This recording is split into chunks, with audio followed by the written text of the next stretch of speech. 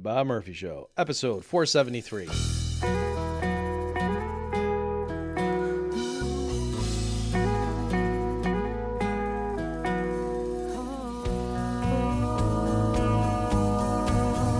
There's a tidal wave coming.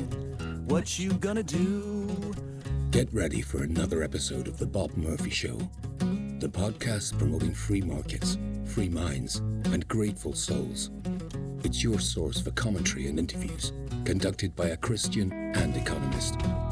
Now here's your host, Bob Murphy.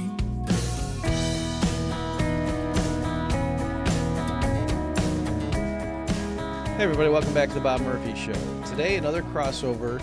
This time, Adam and I go through some key clips from a recent summit. So specifically, it was the U.S.-Saudi Arabia Investment Forum in Washington, D.C. in November. And there it featured a panel of Elon Musk next to NVIDIA's Jensen Huang, where they discussed AI, robotics, and tech.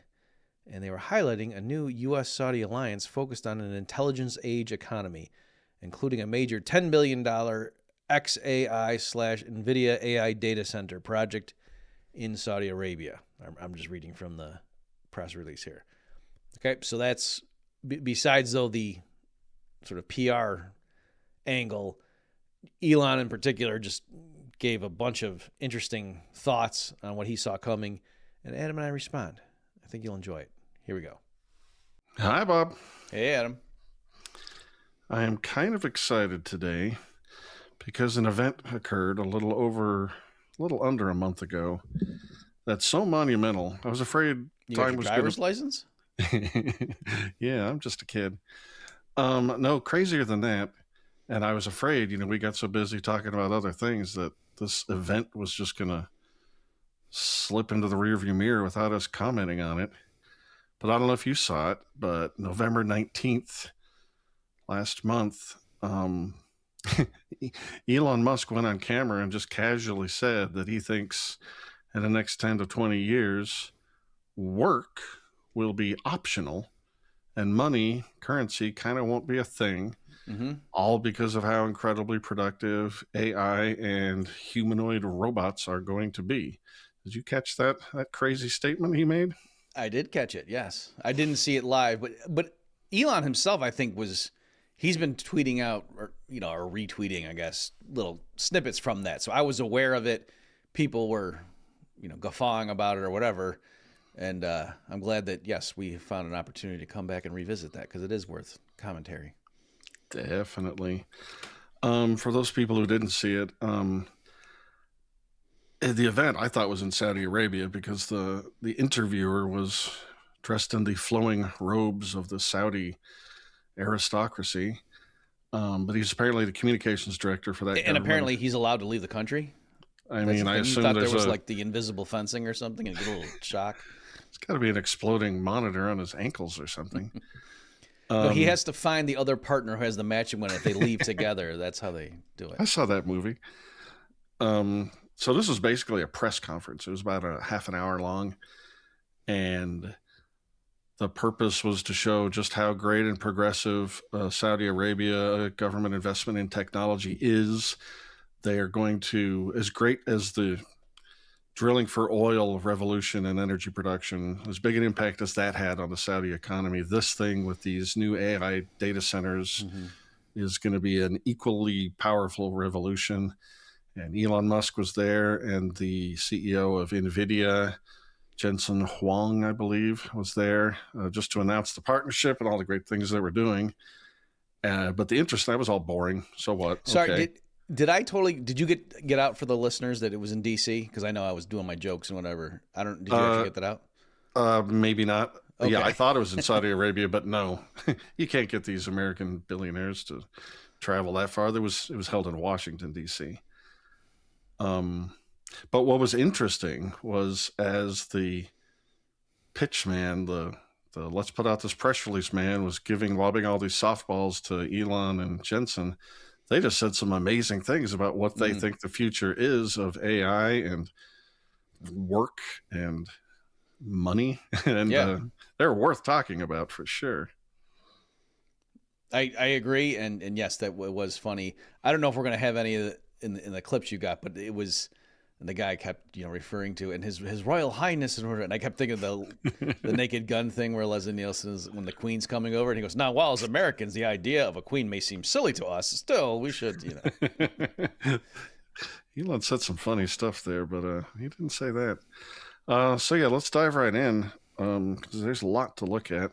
The first clip we have is the commentators asking Elon what it's like to be such an amazing disruptor of economic activity, and Elon says, "Disrupt what? There ain't never been the stuff I'm making. I'm creating stuff." It was pretty cool. So here we go. You have a big fascination of something all of us have admired, first-order thinking, which Jensen sometimes calls first-order scaling, which is an opportunity for how you have dropped the cost of batteries from $1,000 per kilowatt hour to sub $100. And right now you're doing the same thing with robotics for actuators with servo rotors and motors. So I want to hear from you, how do you manage to always disrupt every single industry with that thinking? Well, it's mostly not disruption, it's creation. So with, say, SpaceX, with reusable rockets, there really weren't any reusable rockets. But the essence of revolutionizing space travel is reusability. If you throw the rocket away every time, the cost of access to space is extremely high. With respect to electric cars, there weren't any electric cars when we started making them, really. You couldn't buy any, to the best of my knowledge. So with Tesla, we wanted to make electric cars compelling and affordable. That was the goal. With respect to humanoid robotics, there are no useful humanoid robots at this point. There are sort of gimmicks, but there are no actually useful humanoid robots. That's pretty great. He could have just gone up there and said something boring like creative destruction, but he's like, "You guys can keep doing that dumb shit you're doing. I'm just going to create a whole bunch of things that no one's ever thought of before." And I don't know. I thought that was pretty cool. Yeah, I do like. How would I try to? There's a temptation because Elon, especially the character or the role he plays on X, I'll call it. I can't believe I've actually come down to that path. It's like in junior high school, I thought I was never going to roll my jeans, and then I started to do it right when everyone else stopped. Like I finally caved in. So. But in any event, there's a tendency, I think, I troll him a lot, and there's a clip later where I'll get specific and say how I did recently about this AI and space stuff. But he is like a very smart guy, and yeah, I think part of the appeal and why you can see this is why he has, just done so much in so many different fields is that that guy's given all kinds of buzzwords. And that's the oh, you're a disruptor. And he's like, well, let's think that through. Is that really what I'm doing here? Now, in fairness to the guy, I mean, even with creative destruction, like it's not that Schumpeter meant capitalists or entrepreneurs go around like dynamiting things. Like that's the way you disrupt an industry is you bring a new product or whatever that for much lower prices, and that screws everything up, all the incumbents. Like that's what that means. So they're kind of saying the same thing. But yes, I do like that he objected. And like, no, I'm not just going to go along with the buzz. I'm going to just, say what the actual facts are. And yeah, of course, if you bring a new product to market and it's cheaper than the alternatives and it's better, then you're going to get a lot of business. That's how that works. I built a company that digs enormous holes through the earth. What is that disrupting? Baking in the sun on the surface like a loser? I invented putting chips in your brain to control things telepathically. What am I disrupting? Not grabbing your cup of coffee? Bodily autonomy? Yeah, there you go. Give us 40 or 50 more years, then yeah. So that one wasn't the bombshell. I think that's coming here in the next one or two. Shall we continue? But even there, I mean, again, for somebody, I just saw an estimate that Elon's worth like $600 billion or something. And I mean, just that clip right there is just showing that he's just casually, I did this and I did, and it's, and one of them's, Yeah, I'm going to be the guy that like brings robots to market, and I don't. He doesn't mean Roombas. He means like C-3PO types. So anyway, yep. And I don't know if we caught it in the clip, but when he says that product, I think he does say, yeah, that's just going to disrupt everything. Like everything's going to be touched by that once we have, something like an AGI in a humanoid robot. It's going to be amazing. So one of the points he was making is to try and get the people listening to have some intuition of exactly how much more productive we can be if these things work as he envisions. So here it is in Elon's own words. People often talk about sort of eliminating poverty and that kind of thing, but really, how long have they been talking about that? There's lots of talk.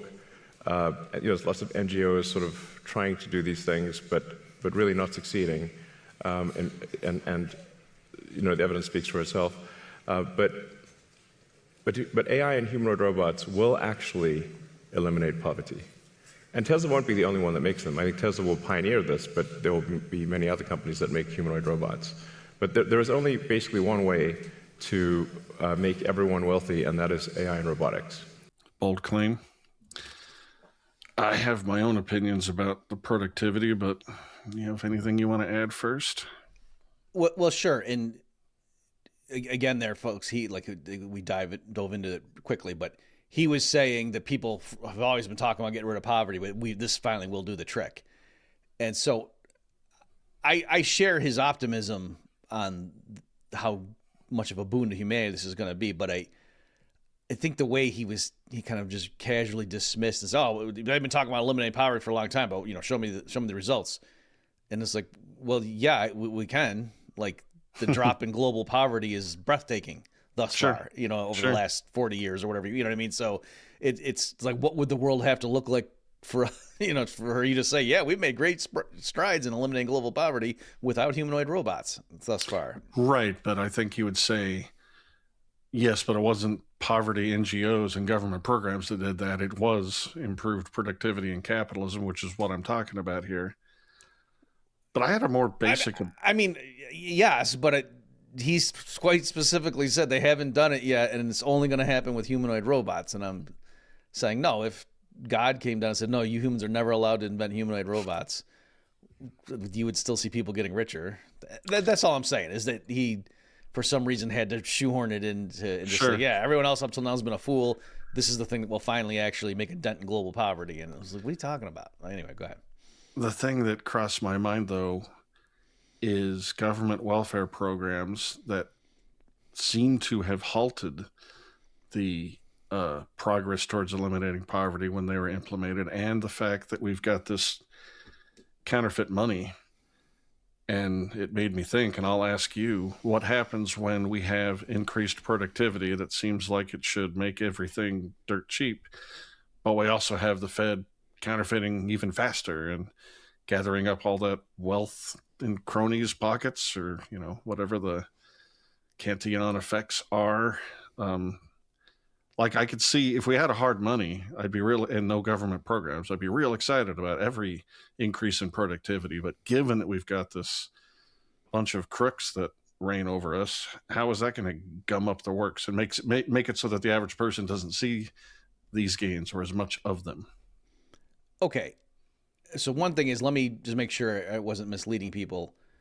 When I was talking about like the gains and the reduction of poverty for humanity, I wasn't talking about the United States. I'm saying, like, if you just look at you set some objective floor and say what's the minimum, like calories per day or whatever you want it to, something that it's not just compared to your neighbors, but like it's an objective thing in terms of what do we mean by a minimum threshold above which you're not in poverty or in abject poverty. You can define whatever you want. And I'm just saying, like, the percentage of the global population above that number, that threshold, has gone way up over time. And a lot of it is, like you say, it's not NGOs. It's like, China moved away from the Great Leap Forward, and China introduced that'll help a modicum of private property for peasants and things and stuff like that. So that's largely what the trends I'm referring to are capturing, is like China and India, their people emerging from destitution levels. Whereas, yeah, in the U.S., like there's metrics that like the poverty rate was declining before the war on poverty. And then, it once the war on poverty begins, the poverty rate does keep dropping a little bit, but then it kind of levels off. And so, anyway, you could use the data to actually argue that the war on poverty arrested the fall if you wanted to. It's hard, it's counterfactual. So certainly all that stuff is at play. Yes, you're right, Adam, that just the fact that per capita output, right now, per capita global output is high enough that nobody needs to starve to death. And that's kind of like what, fuels socialism and stuff like that. Geez, there's enough to go around. If we just, those greedy rich people would share, then everything would be fine. So, right, the fact that average human productivity is going to go up as these new techniques get deployed doesn't mean everything's going to be great. And you're right. Concurrent with all of these positive trends are also a lot of ominous things. And some of the same people are involved in both things, like, the rise of the surveillance state. And yeah, it's amazing that, drones can take Amazon packages and deliver them to your door. And that's also what they're going to use to go around, and anybody who's out of line, they're going to, shoot a laser through their forehead, and if your social credit score isn't right. So that's coming too. And I'm saying it to be fanciful, but I really do think like my children are going to grow up in a world where that's what's going to be just part of life. That, oh yeah, if they wanted to, if you step out of line, it's just well known that some people disappear, and they don't send the police to your door. They don't have to. Yeah. Elon didn't cover that part. The only thing that can stop a bad guy with a drone is a good guy with a drone. So, yeah, solved. Okay, well, here's the mic drop moment. Work is optional.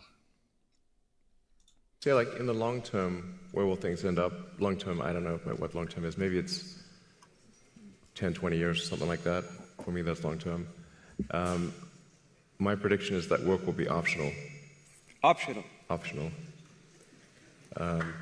So. We'll take that. Yeah.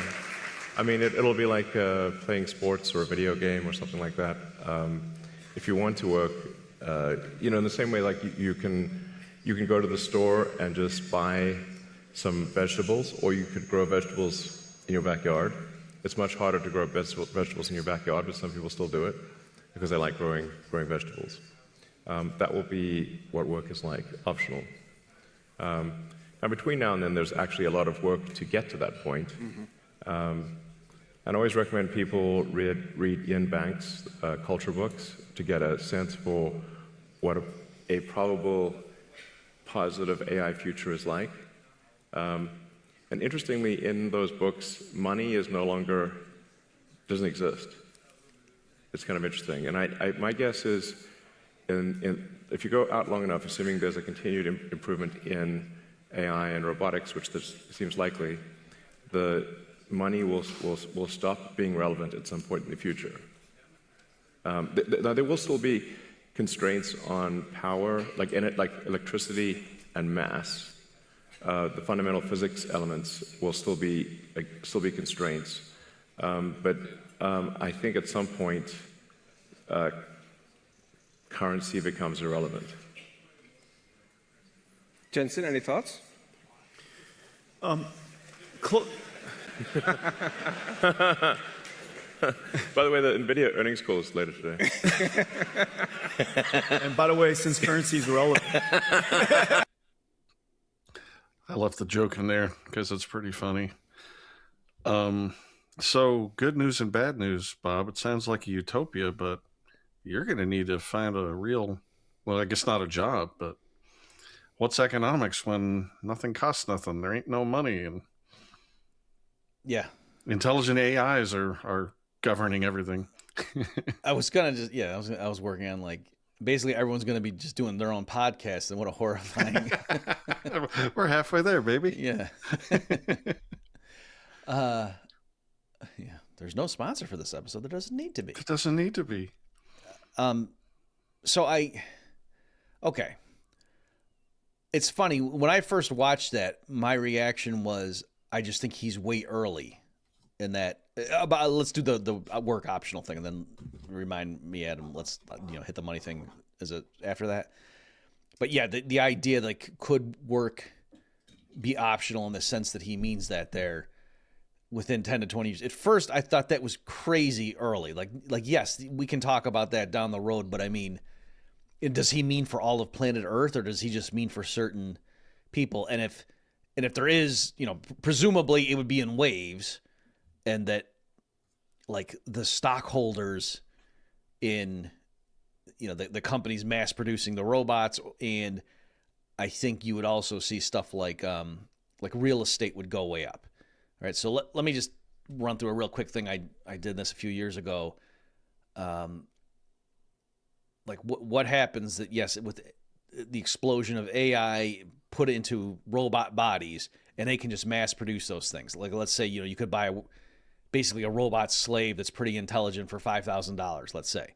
And that would and all you got to do is like charge it at night, and its operating costs are $50 a day or whatever. I'm making up numbers. But, that kind of thing available en masse, that's going to have profound implications. And so then I was at some conference trying to give investment advice, that was the shtick. And so I was saying, well, what kind of things would still be scarce there? And because normally you think of like the trade between labor and capital, and so it's like, oh well, labor is not going to be as valuable, and that, or at least many types of labor certainly are not going to be as valuable, and so that's a problem. But then you'd also say, oh, so does that mean is capital going to be more valuable? And then it wasn't clear, how that would go either. And then I thought, oh, but clearly land is going to be, so I thought, okay, so people, you want to get into real estate, and this was a real estate conference, and the people like the organizers like that. So yes, Dr. Murphy said, go get our timeshares. So anyway, so there's that element. So where I'm coming back just to what Elon was saying is, I was thinking the way he's kind of just going like, here it is today, and then 20 years from now nobody has to work. And I thought that was way too early, because it's going to happen in waves, and there's going to be certain people that are just made fantastically wealthy in this timeline, but it's going to take a while to trickle out. And so I'm trying to give some sense of who are the early winners going to be. Obviously, Elon and his shareholders and so on. And the guy in the robes there, I'm sure he's going to go along for the ride. But it's also like anybody who owns real estate. I think that's going to be very valuable, or just even copper mines and stuff. Like the machines are going to need raw materials to go do all their stuff, and so I think you're going to see in the short to medium term, like those natural resources go way up in value, whereas perhaps other types of labor, like certain people with specialized skills, might see their productivity go through the roof. Like the guy whose job is going to be, instead of doing whatever he does right now, with now 10,000 robots that he's given orders to and follow his lead, he augments his productivity that much. And so, but they still need the human to kind of coordinate everything, to be like the conductor of the orchestra, as it were. And so that person might, be making $1 million an hour in his salary, and, when this thing settles down. So anyway, I see that, whereas manual laborers in Bangladesh, I don't know that 20 years from now they're just going to be able to say, yeah, I don't have to work anymore. This is awesome. Right. So I think he was a little bit early, but on the other hand, I do think it's not ludicrous. So the first time I heard him say that, I thought, give me a break. And I was getting ready to come on here, Adam, just tell you how nuts that was. But then even as it has digested with me a bit, and now just when you played it here again for the folks watching now, it doesn't strike me as that absurd, given how fast, he thinks it's going to happen. Let me just, last thing I'll say on this point, and I'm curious to hear your thoughts. Partly what made me hesitate was we don't even have any of these prototypes out working in a factory. You know what I mean? Like, yeah. They haven't even been brought to market yet. And so the idea that they would need to make billions of them to make humans not have to work. And you're saying all that's going to happen in the next 20 years? Like that's kind of where I'm coming from, that there's just not enough time for that, even once the technology's there. And once we get a model where we say we just mass produce this and then that's it, Okay, but you would have to make literally billions of them in order to give the current standard of living with the humans not having to work. Like that's one way to think about it. Like just to maintain our current standard of living where nobody has to work, you need the robots to do everything we're doing right now. Mm-hmm. And yeah, there are some intellectual tasks that you could say, oh, well, one powerful AI system could take the place of 1,000 IT workers or whatever. Okay, but not 1,000, guys who physical labor. People to go build houses and stuff like that, roofers and things. Like it's that's what he's talking about. Those types of things. It's going to take, like I say, at least hundreds of millions, if not billion, and probably there'll actually be some combination. Like they'll just realize, oh, it'll be easier to build some kind of machine that the robots just like plug into and control better than a human could or something. You know what I mean? And so, you wouldn't build a house by just creating robots that do what humans do right now. That's probably a better way to build a house. But anyway. Yeah. I thought what he was saying was a little bit nuts. And then when he pointed to science fiction books that I have read as an example of what he's talking about, I really thought he was making a leap. Like, first of all, I'm with him on the things he's building now and AI in general and robots making us more productive. I'm totally on board with that. But he's envisioning a world where the robots and the AIs make everything. And I don't see why. What are the humans going to exchange with whoever owns these things in order to get our standard of living? He's envisioning money evaporating away. Okay, well, so we're not exchanging. You see, in these culture books. Yeah, I was glad you read, because I had seen some people saying that no, that's not at all what's going on in those books. What the heck's he talking? But I haven't read them. Yeah, I mean, the path from here to there is completely. What it is it's real hard to make one, but you can make an amazingly powerful mind with a capital M, they call them. And they attach them to entire planets or orbital rings or very powerful ships, military and otherwise, so that the AI is running this big physical thing, whatever it is. And they have personalities and interests. And thankfully, because this entire civilization and the plot of each book relies on it, these minds are just kind of fascinated with humans. Mm-hmm. And so they provide for them and are constantly on call in their ear or whatever, asking them for advice and directions. And how can I make my life more beautiful and bountiful? Here, I'll help you. But who says it's going to go that way? I mean, I don't necessarily think we're going to get to AGI ever, where these things have personalities and wants and desires. But if they were, why would we think that what the AI would want to do is take care of us and make sure our every need, as constrained by second law of thermodynamics and electricity and mass and all that, why would they think they would do all that to pleasure us? It doesn't make any sense. And even if we did get there, yay, what's the link between where we are now and that? I just don't see it. So, like, on one hand, again, I'm super impressed with this guy, and I think he and everybody working in this field is going to make the human. Oh, and there's one other thing. You have to not have read Mises or Hayek to be okay with the idea of these minds in the culture books making everything, because they have a knowledge problem or something, I think. Or maybe they're just so incredibly powerful and productive that they can make all sorts of crazy mistakes and it's not a problem in production. But there's no markets for anything. It's this one entity that owns the whole orbital ring or planet or ship or whatever. So I see an organizational problem. Like, maybe they're so smart they've solved Hayek's objection, but not Mises's. And then again, yeah, I totally get us being more productive, and unless the government inflates that power away or steals it or something, we all get richer. But I don't see us getting to the point where work is optional and there's no money. I just can't picture. I can't picture it. Help me picture it, Bob. Okay, yeah. So you're right. The two things are kind of bleed together now, like the distinction between Is he right that work will be optional? And is he also right that we'll need money? And they do kind of go together. So let me give a limited defense.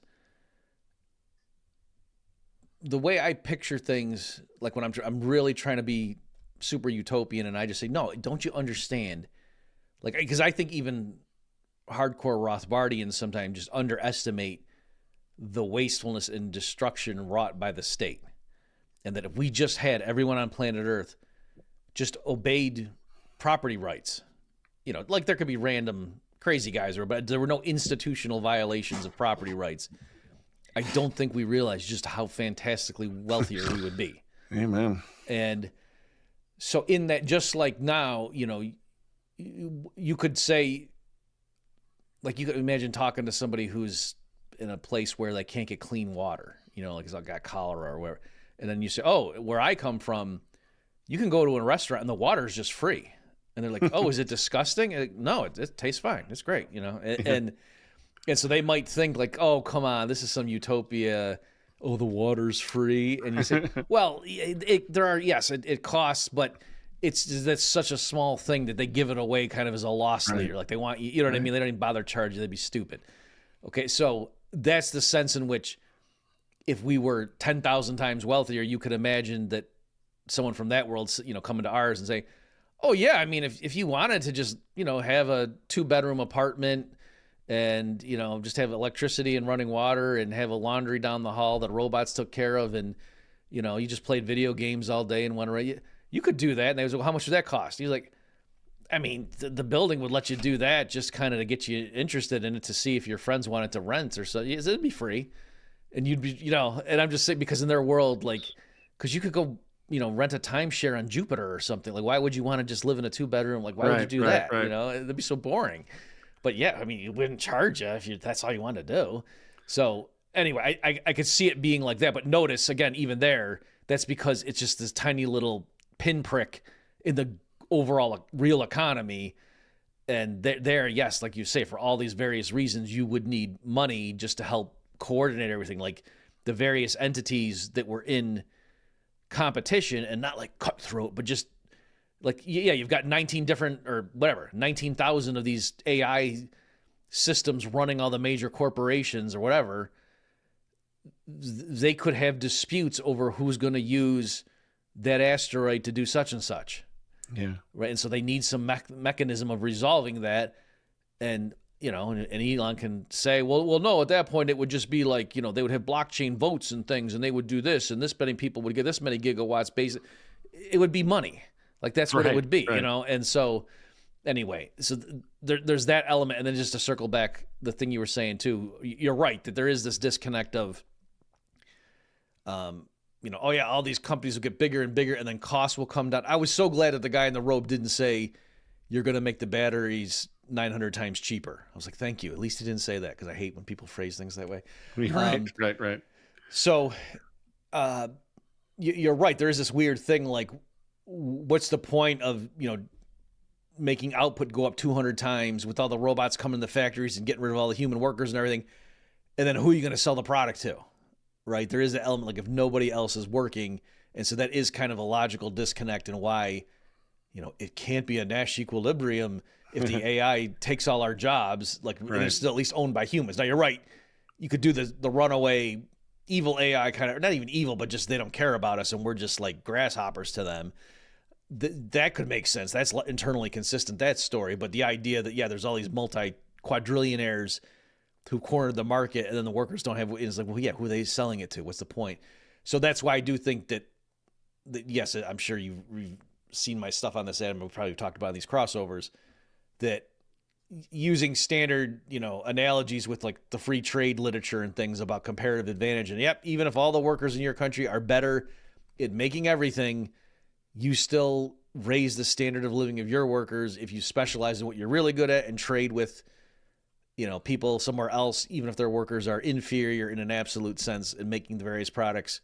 And so likewise, even if it is true that at some point the robots are all, better than the average, even the top 1% of humans and everything they could do, brain surgery, you name it, they're better at everything. Okay, that doesn't mean we can't get work. Just like right now, there are humans who are way better at just about everything. It doesn't mean the normal people can't get work, right? You're not hurt because there's great brain surgeons out there. You're made wealthier. That doesn't put you out of work. And so, yeah, if there's billions of these robots that come on the scene and they can do all sorts of stuff, that doesn't put us out of work. That just means we end up specializing in something else, and that helps them and it helps us. And that's why we, benefit from trade. So there you go. Yeah, that's awesome. I want to underscore one thing you said, just to highlight it. It's so important. The analogy to free water at the restaurant, just because we're that, wealthy now.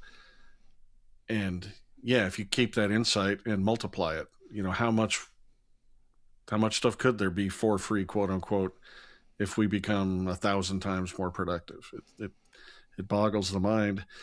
Yeah, I don't think you know what I mean. Like even, I'm sorry, but just like, sometimes if you're on the road or something and you really got to go to the bathroom and you stop and you go into a gas station, you go, and like I always buy something because I feel funny, right? Especially depending on what type of situation we had to deal with.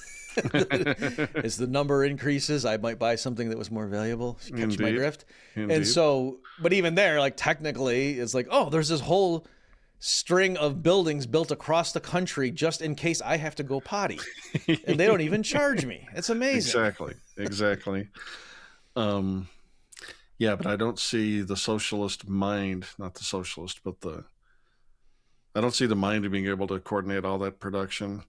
And I don't see money disappearing, but like one of my favorite libertarian-ish science fiction novels, trilogy really, the money isn't money. It's microseconds of computing power, because that's the most important thing in their society. Mm-hmm.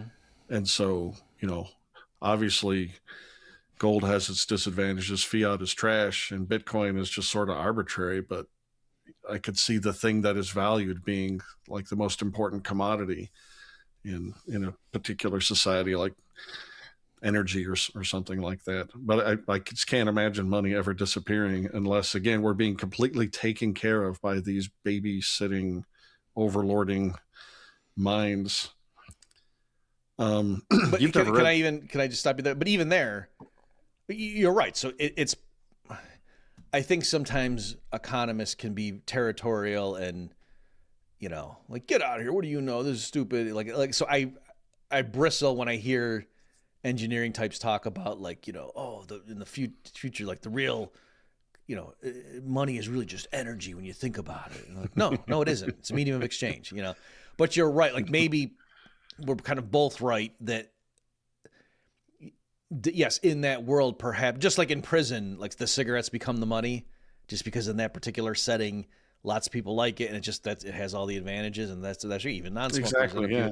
And so, yes, I could imagine a future world where, because the thing that just everybody wants, or even if they don't need it, they just know I'm not going to have any problem transferring this to somebody else. I could see compute, people use that as a noun, being the commodity, but then even there, it would be a commodity money. You see what I'm saying? Like just like the cigarettes there, in the prison, the cigarettes really were the money. It's not that money disappeared and instead they use cigarettes. No, it's that cigarettes are the money. Like that's what economists mean.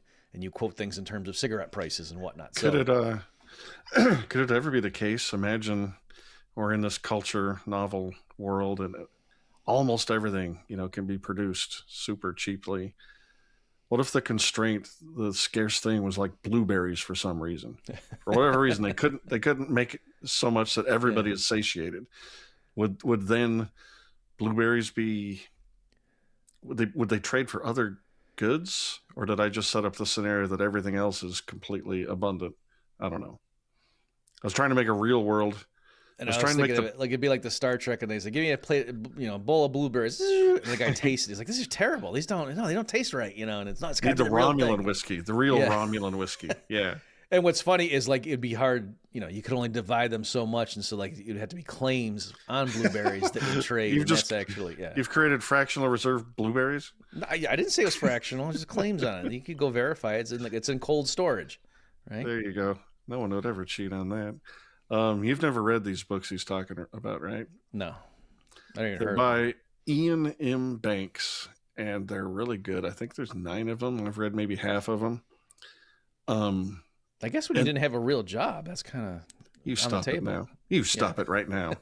Yeah, actually, you know what it's like to not have to work. So what's it like? I've been living in the future my whole life.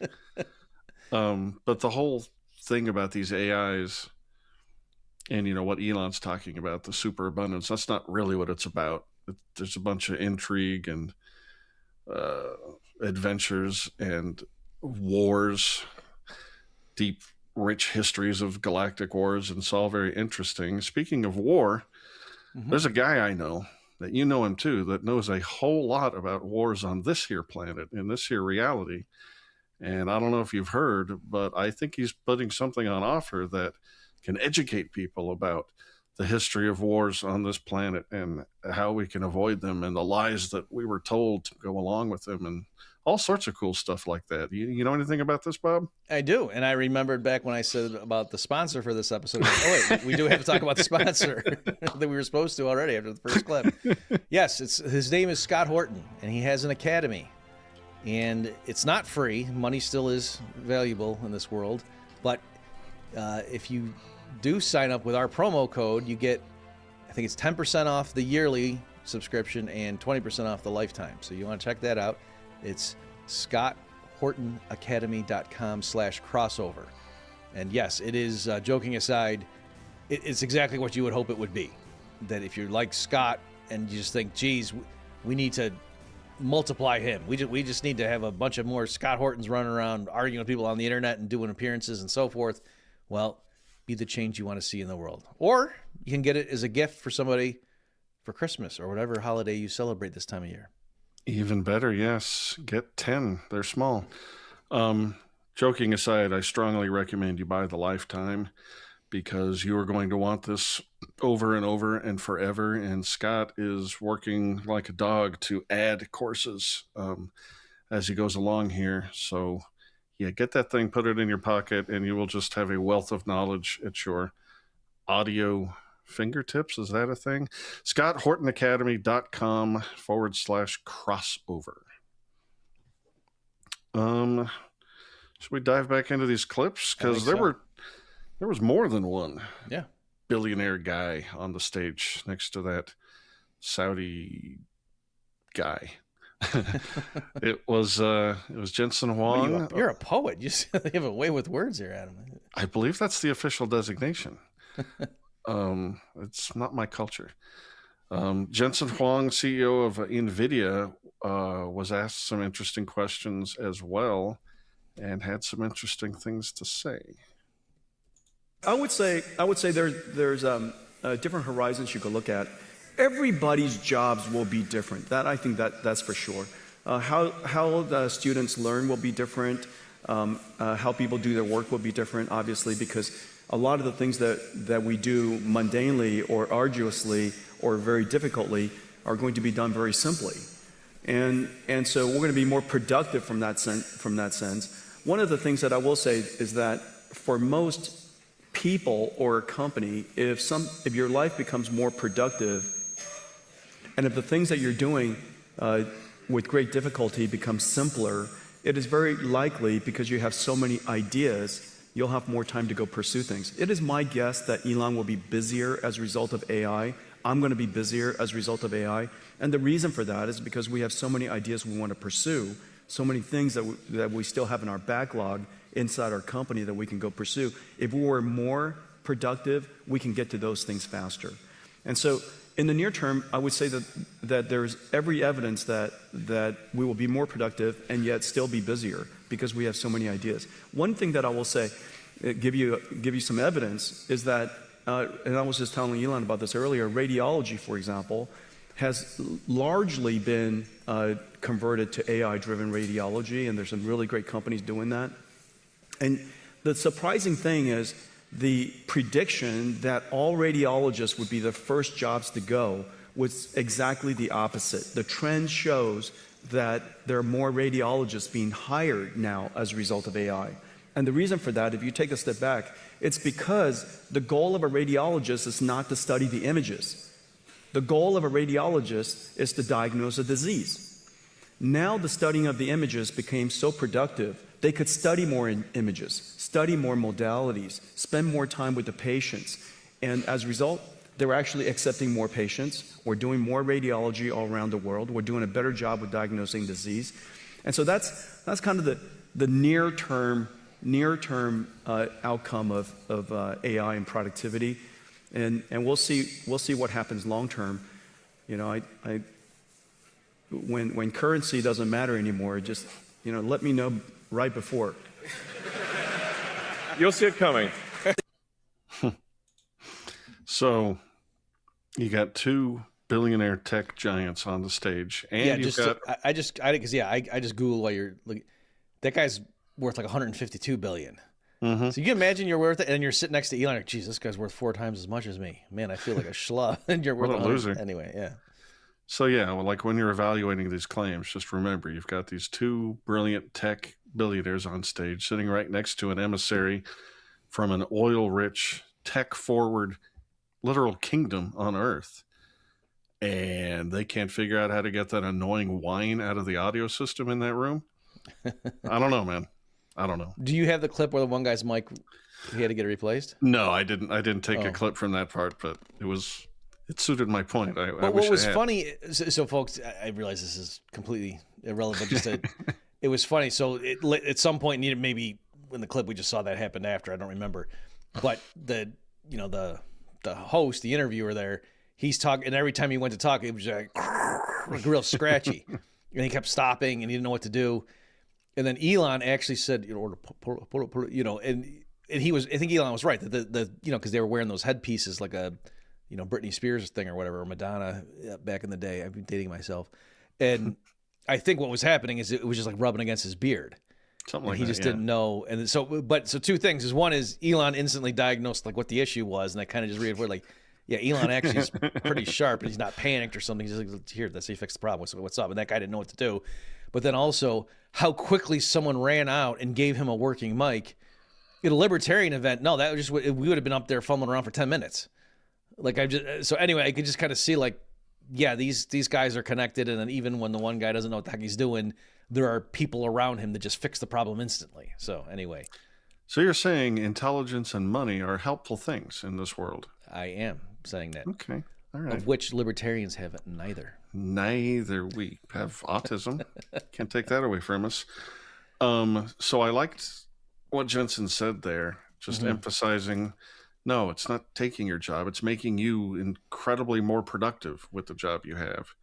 And you know what's funny is long ago I had did I have an exchange? I don't know if exchange is the right word because that implies that he was answering me. I don't know I can't remember if he did or not. Maybe he emailed me or something, but I was publicly taking on Paul Craig Roberts when he was like challenging the case for free trade. This was like in the mid 2000s.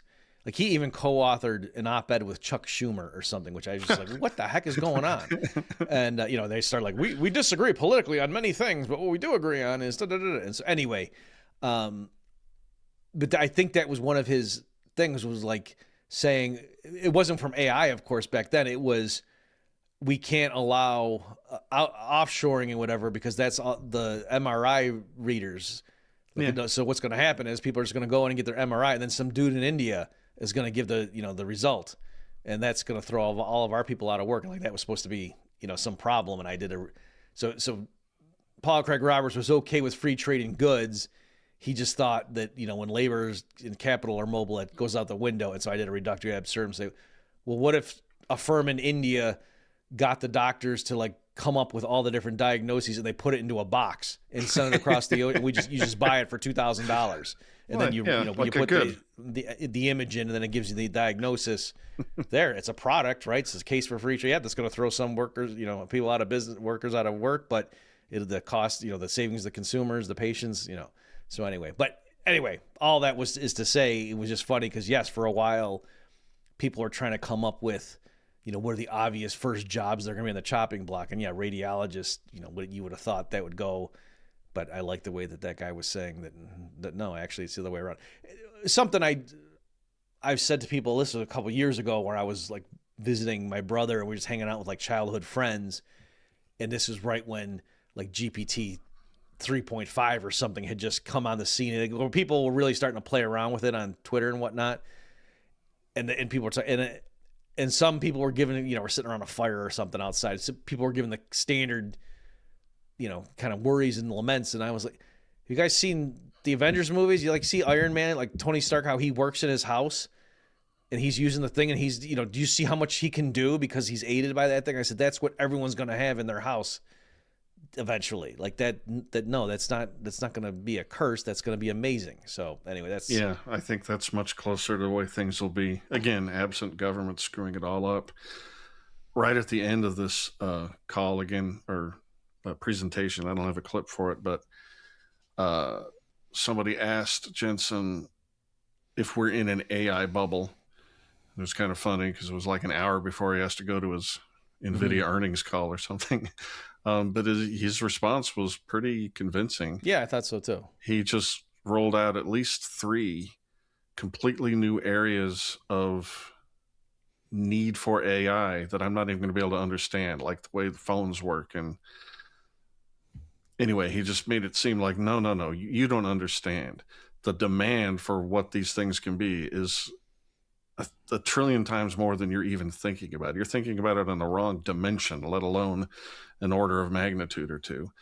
Yeah, we still are going to have a heck of a time trying to, supply all that's going to be desired by the people who want to use this once it becomes a thing that everybody's just accustomed to. Yeah, that was my thought even before I saw him give his answer, and then. Like my general thought when people are talking about, is there a bubble right now? Do we overbuild and that kind of stuff? And I don't think so. I mean, I could imagine somebody 3 years from now saying we should have delayed the construction of, these particular processors by 18 months, or, I could imagine but like in terms of 10 years from now, looking backward, are people going to say, man, what the heck are we going to do with all this computational power? We don't need it. Like that's just not going to happen. I'm sorry to cut you off, but yeah, go ahead. I had a thought. I don't have that often. I'm usually pretty pessimistic about this AI stuff, at least over the over claims. And I've been saying for a while to, just me and my buddies, yeah, of course it's a bubble. It has to be a bubble. Look at all the money they've thrown in this. Are they really ever going to get that much out? But watching this half-hour presentation made me think, oh, maybe I don't understand just how incredibly useful and productive these things can be. Even, disregard the AGI claims. Just forget that. Just what the self-driving and the regular old AI is. Right. The thing I've been saying for like 2 years at this point is, even if they just halted right now, what I have seen with my own eyes, the GPT, and now again the one we use in Infineo's Claude, what it can do, they don't need to improve it anymore. It's just people, like even I don't use it enough. And it really resonated with me when that Jensen guy was talking about, we're going to be busier. I'm sure Elon is. I know I'm going to be, like, all these things, ideas and projects in my own company. Yeah. I was talking with email to someone the other day about a thing, and I was like, yeah, that's what I wanted to do back when I was at Texas Tech. My one regret there is I really wanted the minimum wage literature and how they overturned the old, like this, just so people know, just going on a real quick tangent here, Adam. There's people who are familiar with this stuff may know that there's been this revolution in the minimum wage literature that came in like in the early 90s where, oh yeah, people used to think, it used to be consensus that raising the minimum wage was a very ineffective way to try to help teen employment because, you throw them out of work and that's but now with the new analyses and whatever the sophisticated models, we can see that actually that effect is minimal. And what's funny is if you just do a standard regression, it still shows that, yeah, like states that raise their minimum wages, have higher teen unemployment and stuff like that, or lower teen employment, if you want to do it that way. And then, but they like correct the data somehow and they do some blah, blah, blah, and then makes that effect go away. And I just always thought that was fishy, but to do it right, like what I wanted to do was build a model where the minimum wage is bad and then show and just generate, data in the world of the model, like simulated data, and then show if the economists in that world use the corrections that these guys are talking about, the effect would disappear. And that's what I wanted to do when I was at Texas Tech and I had grad students working, and we just could never, for one thing, we could never reproduce we had ostensibly the original data sets and the techniques that these guys with the cutting edge models that Krugman talked about, and I could never reproduce their results. Like we just got stuck at that step. And so I realized when I was explaining it to Elon, I was like, oh, I could do that like over Christmas break with Claude. Let me try. There's lots of things in my life that I was like, yeah, if I could clone myself, I could work on that, but I don't have time. And now I'm just realizing I could do all this stuff now. So anyway, that's, my point is I don't need to wait for an improvement in Claude. I can do that right now, what I've seen it's capable of doing when I'm working with it. And yeah, it makes mistakes. And so I just watch for that and say, Sure. hey, that doesn't work. And it says, oh, sorry. Just like you say, yeah, you can never do anything with humans because they make mistakes. And sometimes they even lie about it and they bluff. So that's why you can never collaborate with humans. Speaking of lying, you think those guys were fudging the data or not telling you what their methods were? Oh, no, it was, I think we just, the grad students and I didn't get enough into, like, I don't think we understood. Like, I didn't have enough time to just put everything to the side and throw myself into it. And I was hoping they were going to be able to figure it out, and they didn't. I'm of two minds with AI. On the one hand, I see the value of you being able to do the thing you just said and all the incredible improvements that Elon and Jensen and others have in mind. That's one side of my horns of my dilemma. And on the other side is I really think they just could have stopped as soon as the thing could write a filthy limerick. I mean, what else do we really need besides that? The last thing they talked about, or the last thing sorry, can I say one thing? Mm-hmm. What I could see in terms of what I said a minute ago, I can't see 10 years from now people looking backwards and saying we overinvested in the capacity. The one asterisk for there is that they can't get reliable electricity. So there I could see, like, if they were just assuming that, oh yeah, we can get more electricity, and because that's so political too. And are we having a clip about the stuff, or is that we don't have the clip about that? Okay, so Elon does address that, but I should say that that's the sense in which, yes, they could say if we had reliable, affordable electricity, this would have been a great investment, but we don't. So now I wish we hadn't spent this many billions building this thing out because now we can't power it. Yeah, that ties right into the last subject. I didn't take a clip because it just meandered and would have been too long, but Elon spent quite a lot of time talking about the fact that it's just going to be essential that we put these AI data centers, or whatever they're calling them, in space because solar power is massive. We're hardly using any of it. And the improvement in how much electricity you can generate just having solar panels in space is ginormous. And in addition to that, being able to just radiate into space rather than having to spend all this time and energy in the cooling of the thing. So yeah, if you get a chance, we'll put a link to the whole, it's only a half hour, but listening to Elon talk about just the obvious way this thing has to go for our civilization to advance with all these tools and having all this energy and all this productivity. We're going into space for sure, even more than just satellites. And that's pretty cool. Yeah, now it's probably the time for me to bring it up. So I earlier alluded to me trolling Elon a bit. So recently, like I think it was yesterday as we're recording this, he tweeted out something like, I don't know why these fools are dealing with puny little fusion reactors here on Earth when, we've got this free fusion reactor at the center of our solar system that's going to produce, blah, blah, blah % of all the energy produced in the entire solar system over the next whatever. This is crazy. And so I didn't know the context of what he was talking about. And so I just said, why are we settling for the puny free fusion reactor here when there's free fusion reactors that give 100 times the output? And so half the people misunderstood me, and then the other half were saying, no, he means other stars. And the answer, Elon wants to use our star is because it's closer. Transportation. And, and so it was like, right, which is why we use fusion reactors on Earth and don't try to get everything from the sun. But anyway, in the context of, when he was talking about that fission, panel. Right? I mean, what's we can't fission, right? I mean, we can't make fusion ones yet. Isn't that the case? Well, you can't do cold fusion, that's for sure. I mean, you got a hydrogen bomb. But like for energy. Yeah. So anyway, he's saying in this, it became clear that he wasn't talking about why does LA get powered from terrestrial based energy instead of just having all solar panels, which to me is like, yeah, I can explain that to you. Like, how do you not know this? But where he was going is the computational and electrical needs to power the AI. He was, running through some quick calculations and saying, even in the near term, like 3/5 of all the electricity right now produced on planet Earth would get consumed by these data centers. And that he said, that's not going to work. And so he was saying that's why we need to, like you're saying, Adam, do it up in space. And there's various, he said, that's always sunny. And then the other guy brought like the cooling is easier and so on. This radiated out and that sort of thing. I do think he too quickly just ignored but he ignored the fact that right now we only are on the land on Earth.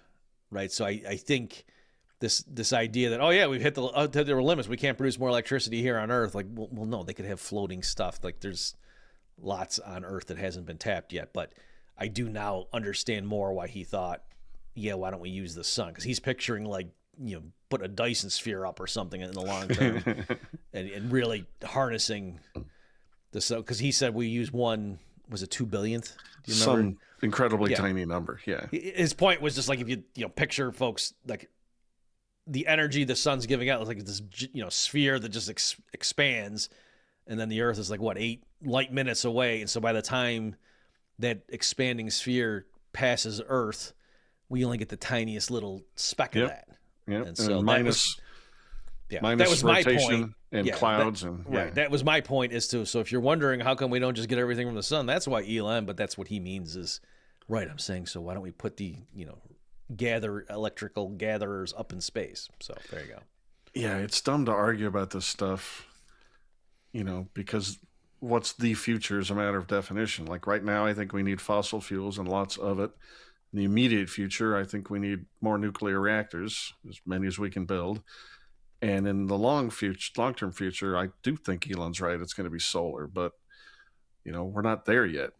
And then on the Bob Murphy time scale, we'll be getting our energy from Alpha Centauri. Obviously, it's bigger. Is it bigger? I don't know.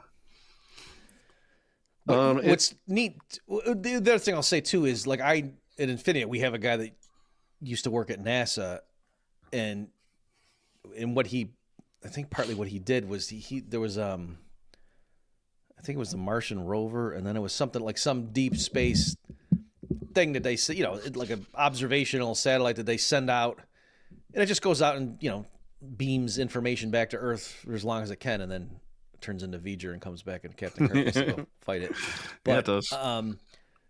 But they had a little nuclear reactor on that thing, like, and that was kind of what I think he was involved with or something. So because part of it is when you get too far, you get farther away from the sun, it gets really dim, and so you got to have an onboard thing. So anyway, I'm just Elon. He keeps coming back to like, what, the sun's just got so much energy. I was like, well, right, but it's hard to harness, and the further away you get from it, the solar panel, you'd have to have humongous solar panels. So anyway, calm down, Murphy. We're just trying to move electric cars here, okay?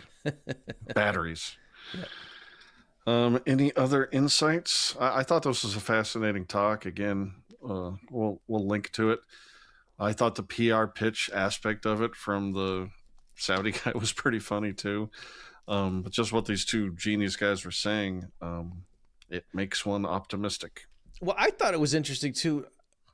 Like a while ago, I just kind of had this epiphany that, you're the monarch, the family in charge of Saudi Arabia, and you're sitting on all this oil. I guess it's in the 70s when this was, and you realize we've got all this wealth, but we don't have a big army or something. So what do we do? And we got to basically hire the biggest army on the planet to guard us and to be friends with us. And then now, as it's moving along, I think they're realizing, the U.S. fleet, those things are going to get taken out in one strike from a bunch of tiny little nanobots that are just going to go and just swarm. They're not even they're like, what is that? Just some insects? What the heck is that? And then it's going to eat through the hull, and all the carriers are going to just sink, and it'll be some 18 guys somewhere, So I think they're realizing that, we need to get ahead of this, and that's why we're going to go full bore into all this stuff, because I think they realize the the two guys sitting on that platform are going to be more powerful than heads of state, I think, in 10 to 20 years. I hadn't thought of it like that, but yeah. Who do you bribe as a rich but weak monarch? It's pretty smart, really. All right. Anything else you want to tell the good folks? Get into real estate. Yeah. Land. All right. Well, this is cool, Bob. Ladies and gentlemen, if you think these crossover episodes are something, you should go check out my Heyman Nature YouTube channel. It's even more and also less. And go check out the Bob Murphy Show. If for some reason you don't know about it, you're crazy. Say goodbye to the nice people, Dr. Murphy. So long, folks. Thanks for tuning in. Bye-bye. You've just experienced another episode of The Bob Murphy Show, the podcast promoting free markets, free minds, and grateful souls. For more information and to subscribe to this podcast, visit bobmurphyshow.com.